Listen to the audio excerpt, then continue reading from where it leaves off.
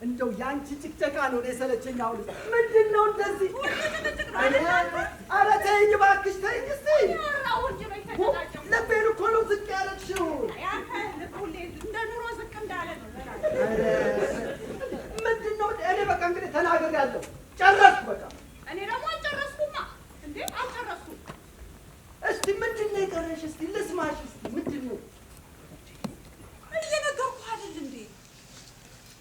ከቅድም ጀምሮ ይኸው እሱን እንጨቃጨቃለን። ብነግርህ አትሰማኝም። አንቺ አልገባሽም ትለኛለህ። እኔ ሽማግሌዎቹ ልጃችንን ለመጠየቅ መጡ። እሺ ከዛ እንደወጉ ተቀበልናቸው። እሺ ልጃችንን ለማስተዳደር ምን አለው አልናቸው። እነሱ ምን አሉ? ምን አሉ? ትልቅ ህልም አለው። አዎ እና ትልቅ ህልም አለው። ለህልም ብዬ ልጄ ልስጥ ነው የምትለው? ኧረ ሰርኬ እባክሽ በፈጠረሽ እኔ መች እንደዛ ወጣኝ። እና እንዴት ነው የምትለው? ይኸውልሽ እኔ እያልኩ ያለሁት ሽማግሌዎች በቅጡ እንኳን ሳታዳምጪ ይሄ ህልምና ቅዠታችሁን ይዛችሁ ውጡ። እሱንም እኔ ሆኜ ነው። እንዴት ያሉ ደፋሮች ናቸው! አልገባኝም ነገሩ አስረዳኝ ብለህ አንተም ትክ ትላለህ እኮ። ካልገባሽ እኮ አልገባኝም ነው የሚባለው። አልገባኝም እንደዛ አትይኝ። አስረዳኝ። ይኸውልሽ ሽማግሌዎቹ እኮ እያሉ ያሉት ልጃችሁን ለልጃችን ብትሰጡ በበረከት በጸጋ የተትረፈረፈች አረጋታለሁ። እንዲሁም ደግሞ ልጁ በጣም አይምሮ የበሰለ ነው። 1 ብር ከ1 ዶላር ለማድረግ እየሰራ ነው። በዚህ ላይ ደግሞ በወር 1 ሚሊዮን ብር እያገኘ ነው ይላሉ። አንቺ ግን በቃ እኔ ግን ምን አንቺማ በቃ ህልምና ቅዠታችሁን ይዛችሁ ሳምንት ብለሽ አመረሽ። ግሩሜ ምን መሆንህ ነው? እኔ እንዲህ አይነት ነገር አይገባኝም። አዲስ ነኝ እኮ እንደዚህ አይነት ነገር አልገባኝም። እኔ ህልም ሲሉኝ ደግሞ እንደው መኝታ የሚያበዛ መስሎኝ እንዴት ላድርግ? ደግሞ ተቆጣቸው እንደ ያን ያህል። ኧረ ሰርኪ ኧረ አትቆጣ እኮ እንዴ አበሻቀጥሻቸው ቤት አንተ አልጀዚራ ተከፈቱልህ እንደው እንደ ቦይ ውሃ። ሰርኪ እሱን ይኸውልህ ግድ የለም ዛሬ መጡ የለ እከሳቸዋለሁ። ድግሴንም ደግሻለሁ። ፏፈሽ አድርገን እንጋብዛቸዋለን። ችግር የለም። እንግዲህ አደራሽን ሰርኪ እንደው በእኔ ሆነብሽ። ዛሬ ሽማግሌዎች ሲመጡ እንደው የሳምንት አይነት ጭቅጭቅ እንዳይደገም። አንተ ደግሞ በቃ አይደገምም ማለት አይደገም። በቃ ገባኝ እኮ ልጁ ሱፐር ኮምፒውተር አይምሮ ያለው ልጃችንን ኢትዮጵያን በፍቅር በሰላም በመትረፍረፍ በበረከት የሚሞላ ዳዊት ልጃችን አማቻችን ሆኗል። ተቀብያለሁ።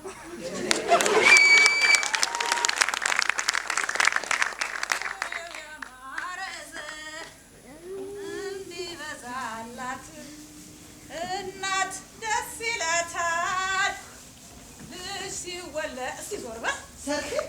አቤት ግሩ። እንደው እኔ የምልሽ ስለዚህ ልጅ ጉዳይ እኔ ከነገርኩሽ በፊት ስለሱ ሰምተሽ ታውቂ ነበር? ስለ ዳዊቴ ነው። ሳምንቱን ሙሉ ይኸው ልጃችን ስተኛ ስነሳ ቀን ማታ እኮ እሱ ነው ቱቱቱቱቱቱ ስትለኝ የከረመችው። ግን ያው አንተ ስትነግረኝ ገባኝ እንጂ። አይ ቢሆንም ግን በጣም ፈጠሽ። በእውነት ሰርኬ እኔ ልሙት ፈጠሽ። 30 የተጻፈው ያለ ምክንያት አይደለም ሲባል አልሰማሽም እንዴ? ሰምቻለሁ። እባክህ ግድ የለም አታስብ። እኔ ርቀቴን ጠብቄ ያሽከረክራል። ወረኛ ይኸው እሱ ተይውና አሁን ልንወስናለሽ ማለት ነው። ሲመጡ ልጅቷ እንደው በልጁ ላይ ያላትን ሴቶች ታወራላችሁ። ምንድን ነው?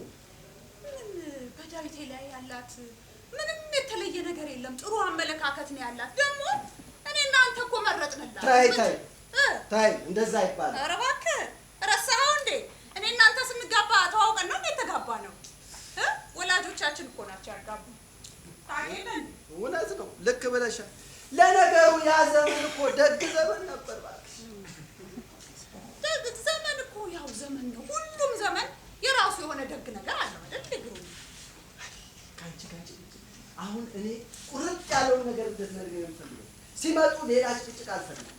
እንደው ኢትዮጵያ እንደው ልጃችን ዳዊት ትወዷለች ወይስ አትወደውም? እየነገርኩ በጣም ይዋደዳሉ። በቃ እኔ አንተን እንደምወድ ምን ትላለህ? በሰርጅና ፍቅር የምን እርጅና መጣ? እኔ እኮ ገና ልጅ ነኝ። አንተ ራስህ ጉዳይ እጂ የምን እርጅና መጣ? አንተ ደግሞ ገለጥ አድርጊ እስኪ። ኧረ ይሰማኛል የሆነ ነገር መጡ እንዴ ሰዎች? ምንድን ነው? እስቲ ወጣ በልና ያቸው። ሳምንት አበሻቅጠሽ ልከሽ አሁን ደግሞ ሰዎቹ ዝም ብለህ እስቲ ያቸው። ዝም ብለሽ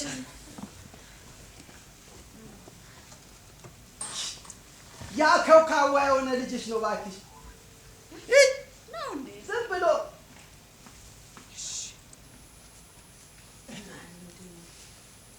ግን ቆዩ አሁን መምጫቸው አይደል እንዴ? ሄሎ ሄሎ፣ አቶ ግሩም። አቤት የኔ ጌታ ነኛው ግሩም ነኝ። ማን ልበል የኔ ጌታ?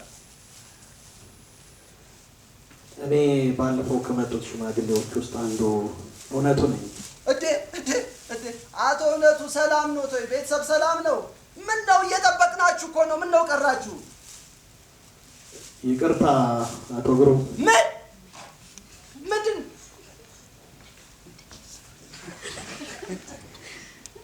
አቶ ግሩም እያዳመጡኝ ነው? እያዳመጥኩ ነው። ይቀጥሉ። እሺ አቶ ግሩም ባለፈው ሳምንት ከመጣ ነው ውስጥ አንዱ ሽማግሌ አንደኛው ኮሮና ቫይረስ ስለተያዘ እኛም ራሳችንን በያለንበት ራሳችንን አግልለን ስለቆየን ነው ዝም ብለን መተን እናንተ ቤተሰቦቻችንን ችግር ላይ መጣል አልፈለግንም። እውነት ብለዋል። አውቶ እውነቱ እውነት ብለዋል። አሁን ታዲያ ጤናችሁ እንዴት ናችሁ? ተመስገን እኛ አቶ ግሩም ደህና ነን። ነገር ግን ለጥንቃቄ ብለን ነው ራሳችንን ያገለልን ነው እና ዛሬ ቀጠሮ ቢኖረንም በጣም ይቅርታ ያደርጉልን አቶ ግሩም። አቶ እውነቱ ለዛሬ 15 ቀን ቢለውጡልን በእውነቱ በጣም ነው። ዳዊት ራሱ የዛሬን ቀን በጉጉት ነበር የሚጠብቀው፣ ግን አልሆነም። ይቅርታ አቶ እውነቱ። አቤት አቶ ግሩም። ምን ማለታችሁ ነው? እናንተ ለእኛ እንደዚህ ስታስቡ ስትጨነቁና ስትጠነቀቁ እኛ ለእናንተ ማሰብ የለብንም እንዴ? እውነት ነው አቶ ግሩም እኮ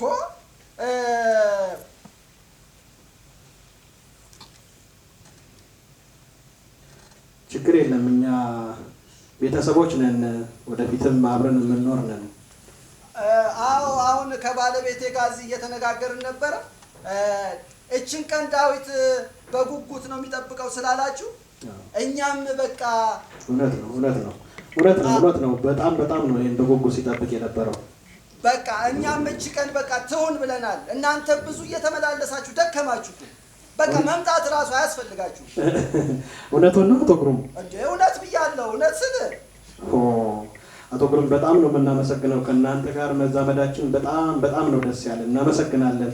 ይህንን የምስራች ለዳዊት ደውዬ ልንገረው። በጣም አመሰግናለሁ።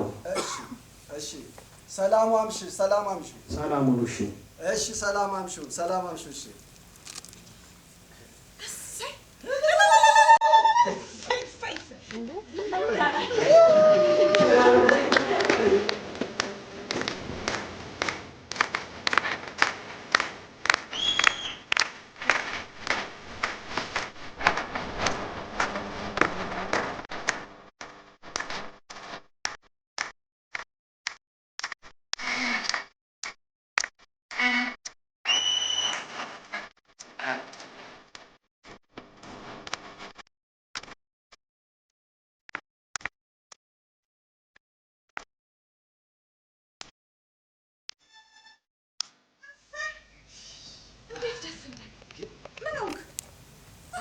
በቃ ስንቶች አውጥተን ኪሳራ እኮ ነው። አንድ ሚሊዮን እኮ ነው። አንተ ለምን ዝቅ ትላለህ? ጥቃቅናቱን እንጂ እንደ